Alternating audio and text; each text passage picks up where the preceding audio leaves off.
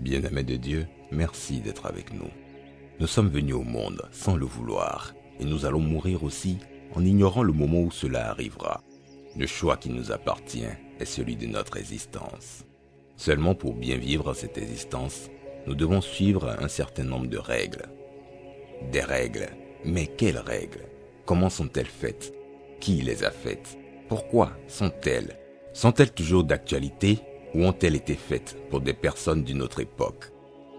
Bien-aimés de Dieu, aujourd'hui nous parlerons des livres saints.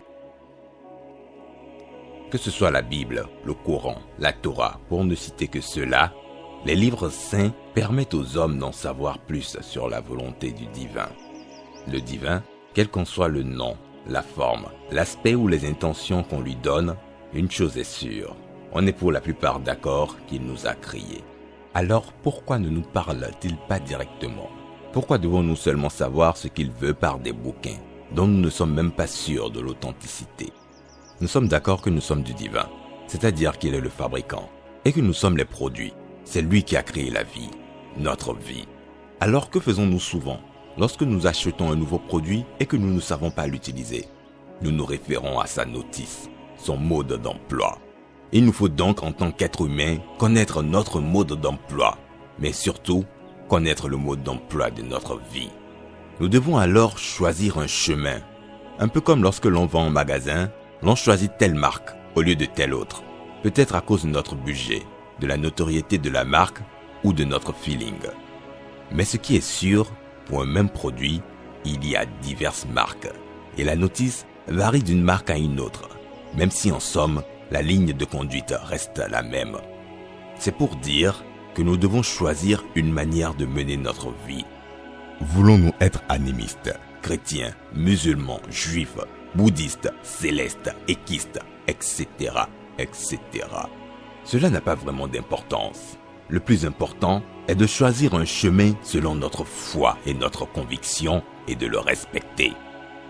Le fabricant a mis la vie à notre disposition et c'est lui qui sait comment on doit la mener pour en profiter le plus longtemps possible. La notice, les règles, le mode d'emploi de cette vie est répertorié dans des livres saints. Par exemple, le fabricant d'une machine à laver ne viendra pas dans chaque ménage dire à chaque utilisateur « La machine à laver, il faut faire ci ou ça, il faut l'utiliser comme ceci ou comme cela. » Non. Il verra son assistant. Il lui dira la marche à suivre pour une utilisation optimale. Et celui-ci dupliquera ses conseils pour permettre à tous ceux qui voudront utiliser son produit d'en profiter un maximum.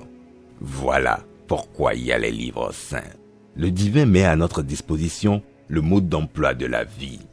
Il a parlé à ses assistants qui ont rédigé ses conseils, les ont mis à notre disposition et nous voyons bien que lorsque nous suivons ces conseils, nous menons une existence accomplie. Mais lorsque nous voulons nous détourner du chemin à suivre, nous sommes confrontés à tout un tas de difficultés. À des moments de notre vie, il nous arrive de douter de l'authenticité de la notice que le Créateur a mis à notre disposition. Mais nous devons faire confiance à notre intuition, car bien souvent, c'est la voix du divin qui résonne en nous. Bien-aimés de Dieu, pour vivre en société, il y a des lois qui nous obligent à respecter un certain nombre de règles. Sinon, nous nous voyons privés de notre liberté. Nous devons donc apprendre à nous référer aux livres saints pour ne pas tomber dans le piège de la damnation. De la même façon que nous ne doutons pas de la notice que nous trouvons dans le carton de la machine à laver, nous devons mettre notre foi dans les écrits des livres saints selon le choix de vie que nous avons fait. Car ils sont la feuille de route du chemin à suivre.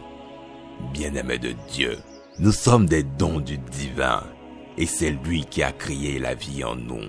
Suivons ses conseils pour un accomplissement total de notre existence. Merci.